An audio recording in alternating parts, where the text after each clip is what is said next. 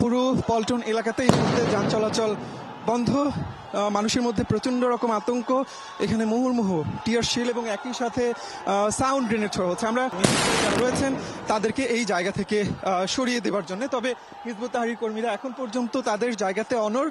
তারা পুলিশের এই যে শক্ত অবস্থান তার মধ্যেও আমরা দেখছি যে তারা রাস্তায় দাঁড়িয়ে তাদের যে কর্মসূচি সেই কর্মসূচি পালনের চেষ্টা এখন পর্যন্ত করে যাচ্ছেন। এমন একটি পরিস্থিতিও আমরা দেখেছি যে আজকে হিজবুত তাহরীর তারা রাস্তায় নেমেছে এবং দুপুর 1:45 থেকে তাদের যে মিছিল শুরু হয়েছিল মার্চ ফর খিলাফত, সেটির পক্ষে এখনো তারা রাস্তায় আছেন। আমরা পল্টন মোড়ে চলে এসেছি মিছিলের সাথে সাথে। আমরা দেখছি যে বাইতুল মোকাররম এলাকা থেকে সেই সাউন্ড গ্রেনেডের শব্দগুলো আসছে। পল্টন মোড় সেখানেও আমরা কিছুক্ষণ আগে দেখেছি যে টিয়ার শেল ছোড়া হয়েছে। আর আমি যেই জায়গাতে আছি সেখানে দেখছি যে সেনাবাহিনীর সদস্যরা তারা এখানে আছেন, তবে সেনাবাহিনীর সংখ্যা এই জায়গাতে খুবই কম।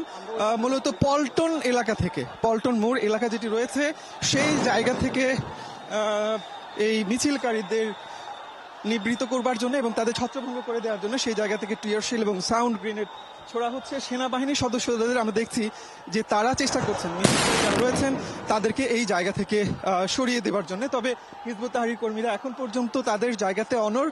তারা পুলিশের এই যে শক্ত অবস্থান তার মধ্যেও আমরা দেখছি যে তারা রাস্তায় দাঁড়িয়ে তাদের যে কর্মসূচি সেই কর্মসূচি পালনের চেষ্টা এখন পর্যন্ত করে যাচ্ছেন। পুরো পল্টন এলাকাতে এই মুহূর্তে যান চলাচল বন্ধ। মানুষের মধ্যে প্রচন্ড রকম আতঙ্ক।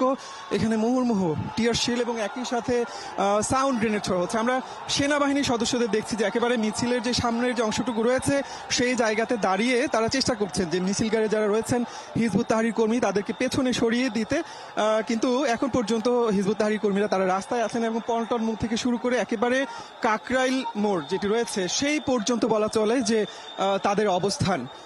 সেনাবাহিনীর সদস্যরা তাদের কিছুটা নিবৃত্ত করতে সক্ষম হয়েছেন এবং তাদের পিছিয়ে দিচ্ছেন।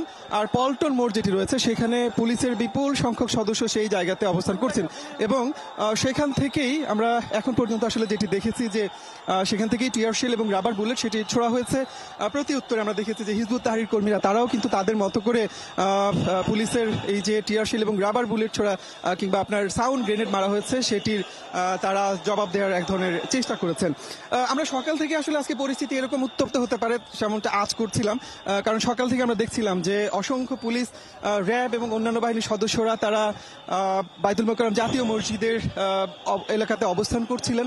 প্রতিটি গেটেই তাদের অবস্থান ছিল, শক্ত অবস্থান ছিল এবং পুলিশ একেবারে পরিষ্কার করে গতকাল বলেছিল যে হিজবুত তাহরীরকে কোনো ধরনের কর্মকাণ্ড কর্মসূচি করতে দেয়া হবে না। এবং গত রাতে আপনি নিশ্চয়ই জানেন যে উত্তরা এলাকা থেকে আজকের এই মার্চ ফর খেলাফত কর্মসূচি বাস্তবায়নের একটি গোপন বৈঠক থেকে হিজবুত তাহরীরের 3 জন কর্মীকে গতকাল আটক করা হয়। অর্থাৎ আইনশৃঙ্খলা রক্ষাকারী বাহিনীর এক ধরনের শক্ত অবস্থান সেই জায়গাতে ছিল।